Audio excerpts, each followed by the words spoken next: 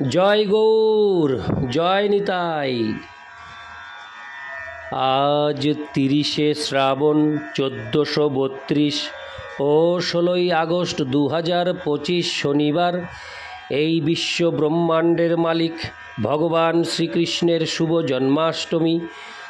আজ আমি শ্রী চৈতন্য চরিতামৃত পাঠ করছি।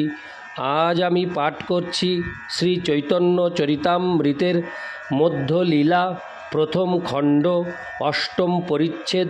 শ্রী চৈতন্য মহাপ্রভু এবং রামানন্দ রায়ের কথোপকথনের শ্লোক 60 থেকে 69। নারায়ণ হে নারায়ণ, ভবভয় হরে নাম নারায়ণ। শ্লোক 60।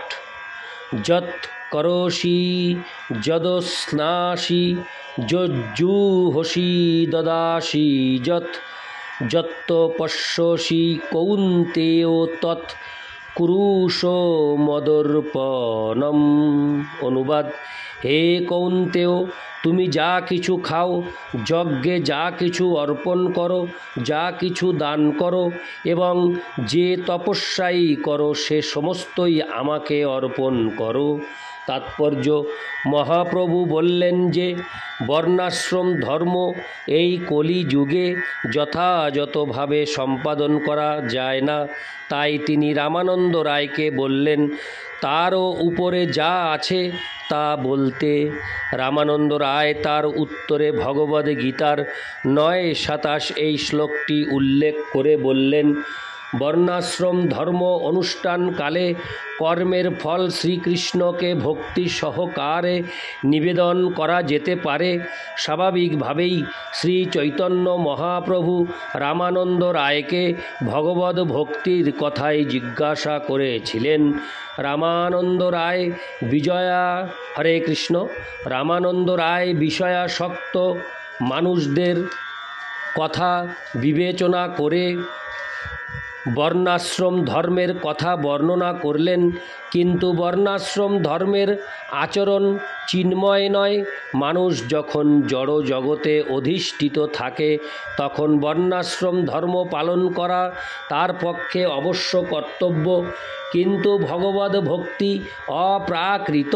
বর্ণাশ্রম ধর্ম জড় জগতে 3টি গুণের ভিত্তিতে প্রতিষ্ঠিত, কিন্তু অপ্রাকৃত ভগবদ ভক্তি নির্গুণ স্তরে অধিষ্ঠিত। শ্রী চৈতন্য মহাপ্রভু চিৎ জগৎ থেকে এসেছিলেন এবং প্রবর্তিত সংকীর্তন আন্দোলনও তিনি চিৎ জগৎ থেকে নিয়ে এসেছিলেন। শ্রীল নরোত্তম দাস ঠাকুর গেয়েছেন, গোলকের প্রেমধন হরিনাম সংকীর্তন রতি না জন্মিল কেনে তাই।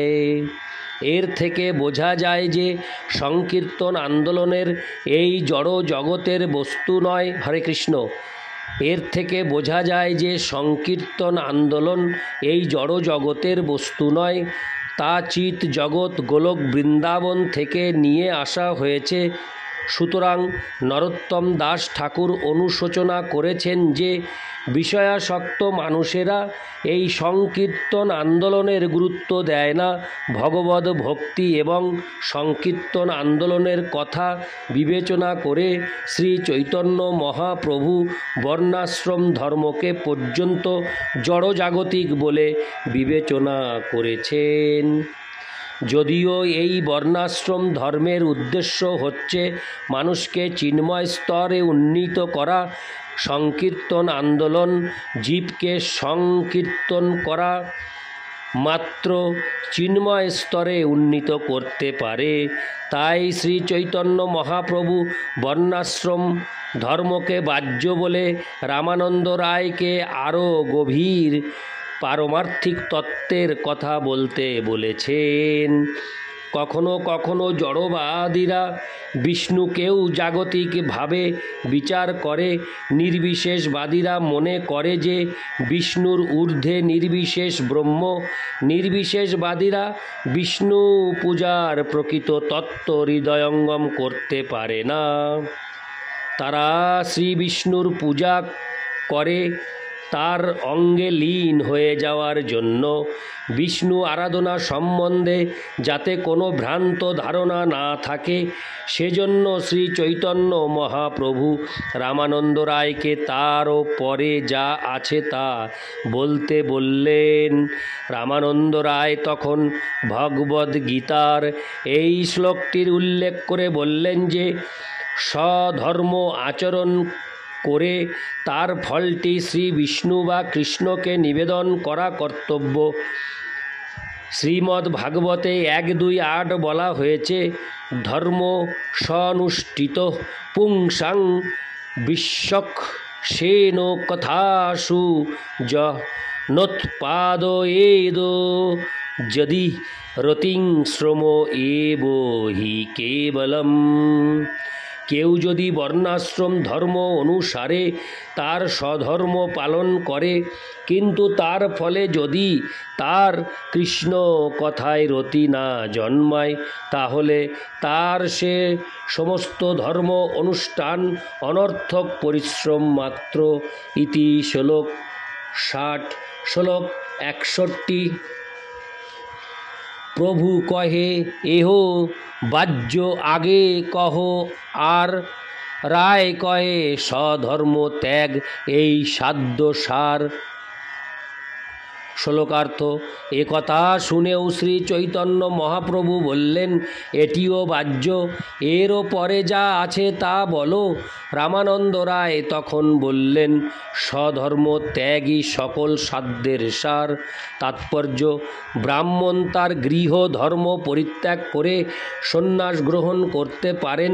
ক্ষত্রিয় এবং বৈশ্যরা বৈরাগ্য লক্ষণযুক্ত হয়ে গৃহ ত্যাগ করতে পারেন।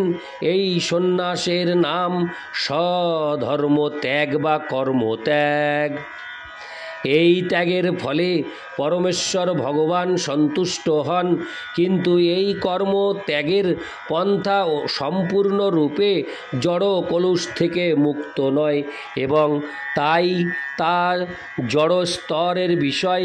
এই কার্যটি জড় ব্রহ্মাণ্ডের অন্তর্গত বলে শ্রী চৈতন্য মহাপ্রভু তাকে বাহ্য বলে বিবেচনা করেছেন।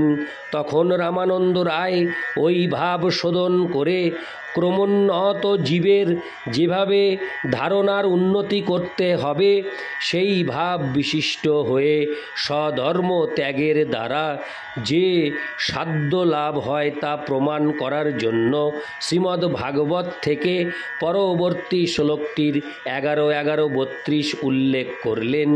ইতি শ্লোক 61। শ্লোক 62। আজ্ঞায়ৈবং গুণান দোষান্নয়াদিষ্টানপি সকান ধর্মান সংত্যজ্য য সর্বান মাং ভজেত স চ সত্তম। অনুবাদ।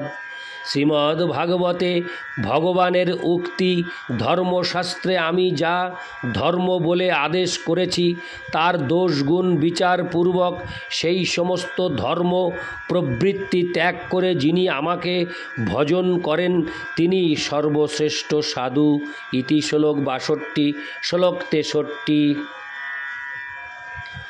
সর্বধর্মাन् পরিত্যাজ্য মামে কং শরণং ব্রজ অহং তাং সর্বপাপেভ্যো মোক্ষয়িষ্যামি মা শুচ। অনুবাদ। ভগবদ্গীতায় ভগবানের বাণী, সমস্ত ধর্ম পরিত্যাগ করে একমাত্র আমার শরণাপন্ন হও, তাহলে আমি তোমাকে সর্বপাপ থেকে মুক্ত করব, তুমি সেজন্য শোক করো না।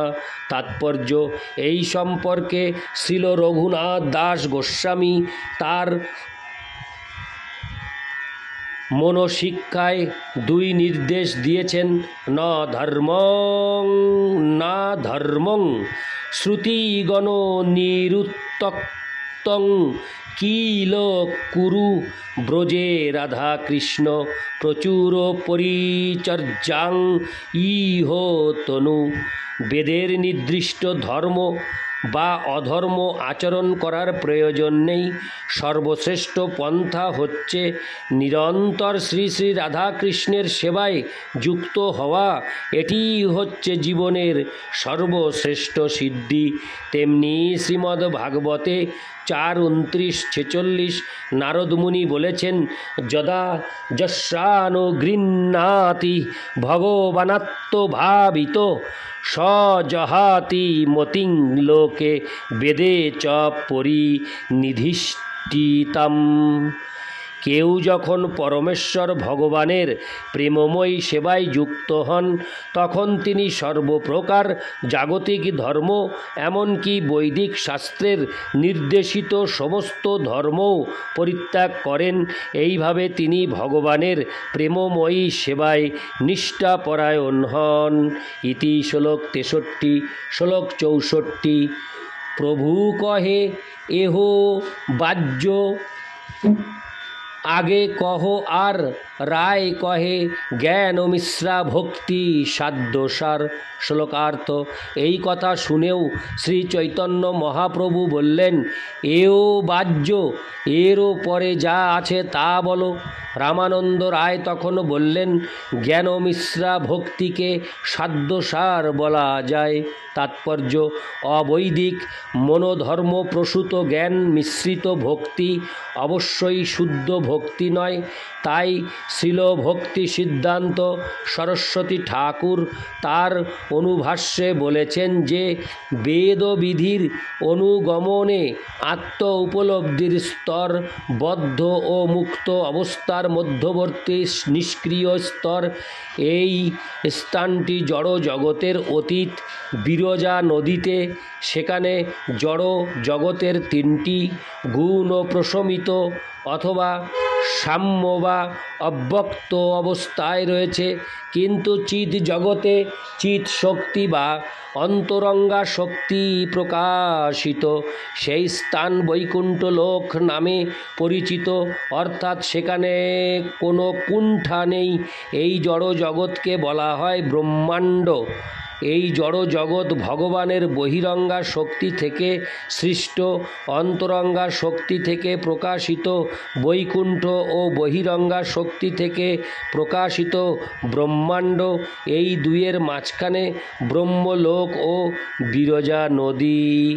যে সমস্ত জীব জড় বিষয়ে বিরক্ত এবং যারা জড় বৈচিত্র্য অস্বীকার করে, হরে কৃষ্ণ, অস্বীকার করে নির্বিশেষ ব্রহ্মে লীন হয়ে যেতে চায়, এই বিরজা নদী এবং ব্রহ্মলোক তাদের আশ্রয়স্থল।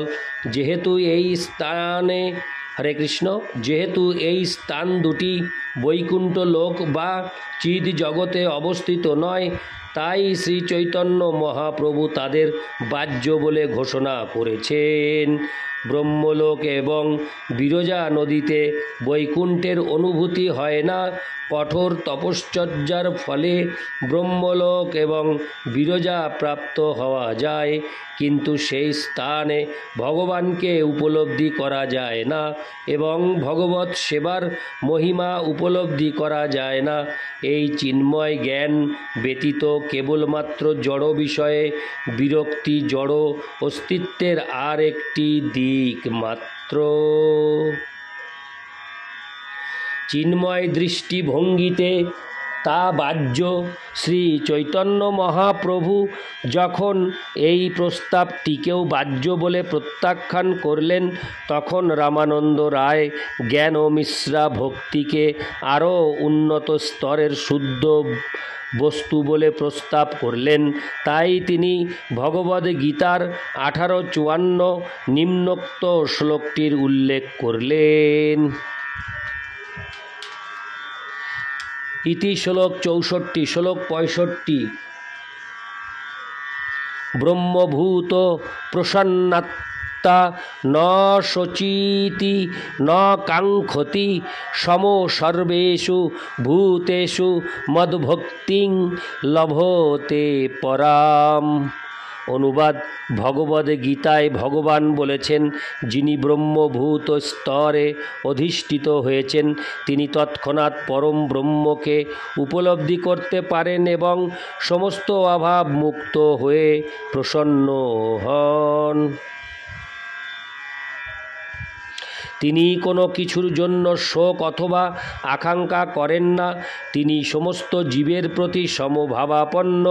সেই স্তরে তিনি আমার শুদ্ধ ভক্তি লাভ করেন। তাৎপর্য: ভগবদ্গীতায় বলা হয়েছে, অভেদ ব্রহ্মবাদরূপ জ্ঞান চর্চার দ্বারা স্বয়ং প্রসন্ন আত্মা শোক ও বাঞ্ছারহিত এবং সর্বভূতে সমভাবযুক্ত ব্রহ্মতা লাভ করে পরে আমার পরাভক্তি প্রাপ্ত হয়।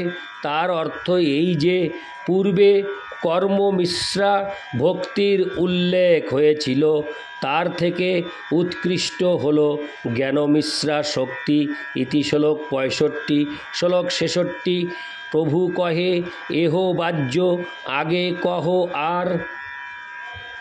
রায় কহে, জ্ঞান শূন্যা ভক্তি সাধ্য সার। শ্লোকার্থ: এই কথা শুনে শ্রী চৈতন্য মহাপ্রভু বললেন, এও বাহ্য, এর পরে যা আছে তা বলো। রামানন্দ রায় বললেন, জ্ঞান শূন্যা ভক্তি সাধ্য বস্তুর সার। তাৎপর্য: শিল ভক্তি সিদ্ধান্ত সরস্বতী ঠাকুর তার অনুভাষ্যে বলেছেন, জ্ঞানমিশ্রা ভক্তিতেও অস্মিতা এবং তার বৃত্তি শুদ্ধ বৈকুণ্ঠস্থ বা বৈকুণ্ঠ উদ্দিষ্ট নয় বলে তাও বাহ্য। জড় ধারণা থাকলে তা সে অনুকূল হোক বা প্রতিকূলই হোক, সেই সেবা চিন্ময় নয়। তা জড় কলুষ থেকে মুক্ত হতে পারে, কিন্তু তাতে মনোধর্ম প্রসূত জ্ঞানের উপস্থিতি থাকায় তা সর্বতোভাবে নির্মল নয়। সম্পূর্ণভাবে নির্মল হতে হলে সমস্ত জড় ধারণার অতীত হতে হবে। জড় অস্তিত্ব অস্বীকার এবং বৈকুণ্ঠে স্থিতি এক বস্তু নয়। জড় অস্তিত্ব অস্বীকার করার পরেও চিন্ময় অস্তিত্ব যথা সচ্চিৎ আনন্দ উপলব্ধি নাও হতে পারে যতক্ষণ পর্যন্ত না পরমেশ্বর ভগবানের সঙ্গে নিত্য সম্পর্কের উপলব্ধি হচ্ছে, ততক্ষণ পর্যন্ত বৈকুণ্ঠ জগতে প্রবেশ করা যায় না। চিন্ময় জীবন জড় আসক্তি রহিত ভগবৎ সেবা পরায়ণ জীবন। তাই শ্রী চৈতন্য মহাপ্রভু রামানন্দ রায়কে বলেছেন, জ্ঞানমিশ্রা ভক্তিরও অতীত যা, সে সম্বন্ধে বলতে শুদ্ধ ভক্ত সর্বতোভাবে পরমেশ্বর ভগবানের শ্রীপাদ পদ্মে শরণাপন্ন এবং তার প্রেমের দ্বারা কেবল তিনি অজিত শ্রীকৃষ্ণকে জয় করেন। সর্বতোভাবে শ্রীকৃষ্ণের শরণাগত হওয়ার মাধ্যমেই কেবল শুদ্ধ ভক্তির স্তর প্রাপ্ত হওয়া যায়। তা শ্রীমদ্ ভাগবতের এই শ্লোকটিতে 10-14-3 প্রতিপন্ন হয়েছে। এই শ্লোকে গোবৎস হরণ করবার ফলে শ্রীকৃষ্ণ কর্তৃক ব্রহ্মার দর্প চূর্ণ হলে ব্রহ্মা শ্রীকৃষ্ণের একান্ত শরণাগত হয়ে স্তব করেছেন। ইতি শ্লোক 66। শ্লোক 67।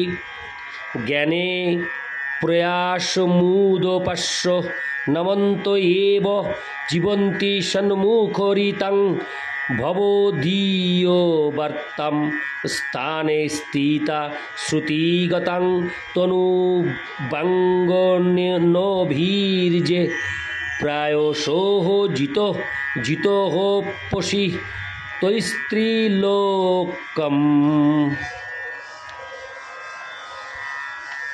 অনুবাদ: ব্রহ্মা বললেন, হে ভগবান, নির্ভেদ ব্রহ্ম চিন্তারূপ জ্ঞান ও চেষ্টাকে সম্পূর্ণ রূপে দূর করে যে ভক্তেরা সাধু মুখ বিগলিত আপনার কথা শ্রবণ করেন এবং কায়মনোবাক্যে সাধু পথে স্থিত হয়ে জীবনযাত্রা নির্বাহ করেন, এই ত্রিলোকের মধ্যে আপনি দুর্লভ হয়েও তাদের কাছে সুলভ হয়ে পড়েন। ইতি শ্লোক 67। শ্লোক 68। প্রভু কহে এহ হয় আগে কহ আর রায় কহে প্রেম ভক্তি সর্বসাধ্য সার। শ্লোকার্থ। এই কথা শুনে শ্রী চৈতন্য মহাপ্রভু বললেন, এখন সাধ্য নির্ণীত হলো বটে, কিন্তু তার থেকেও অধিক যা আছে তা বল। তখন রামানন্দ রায় বললেন, প্রেম ভক্তি হচ্ছে সর্বসাধ্যসার। তাৎপর্য। এই প্রসঙ্গে শ্রীল ভক্তি বিনোদ ঠাকুর তার অমৃত প্রবাহ ভাষ্যে লিখেছেন, একথা শুনে শ্রী চৈতন্য মহাপ্রভু বললেন, এখন সাধ্য নির্ণীত হলো বটে, এর চেয়ে অধিক যা আছে তাই বল। এর অর্থ এই যে কেবল বর্ণাশ্রম ধর্ম পালন অপেক্ষা কর্মার্পণ শ্রেষ্ঠ, কেবল কর্মার্পণ অপেক্ষা স্বধর্ম ত্যাগ অর্থাৎ স্বীয় বর্ণ ধর্ম ত্যাগপূর্বক সন্ন্যাসে গ্রহণ শ্রেষ্ঠ। তদপেক্ষা ব্রহ্মানুশীলনরূপ জ্ঞানমিশ্রা ভক্তি শ্রেষ্ঠ হলেও সেই সমুদায়ই বাহ্য। কেননা সাধ্য বস্তু যে শুদ্ধ ভক্তি তা সেই 4 প্রকার সিদ্ধান্তে নেই। আরোপসিদ্ধা সংসিদ্ধা ভক্তি কখনোই শুদ্ধ ভক্তি বলে পরিচিত হয় না। স্বরূপ সিদ্ধা ভক্তি একটি পৃথক তত্ত্ব, তা কর্মার্পণ কর্মত্যাগ রূপ সন্ন্যাস ও জ্ঞানমিশ্রা ভক্তি থেকে নিত্য পৃথক। সেই শুদ্ধ ভক্তির লক্ষণ এই যে তা অন্যাভিলাষিতা শূন্য, জ্ঞান কর্মাদির দ্বারা অনাবৃত, আনুকূল্যভাবে কৃষ্ণানুশীলন, তাই সাধ্য বস্তু। কেননা সাধ্য অবস্থায় এটাকে দেখতে পেলেও সিদ্ধ অবস্থায় এটাকে নির্মল রূপে দেখা যায়। শ্রী চৈতন্য মহাপ্রভুর শেষ প্রশ্নের উত্তরে রায় রামানন্দ বললেন, প্রেম ভক্তি সর্বসাধ্যসার।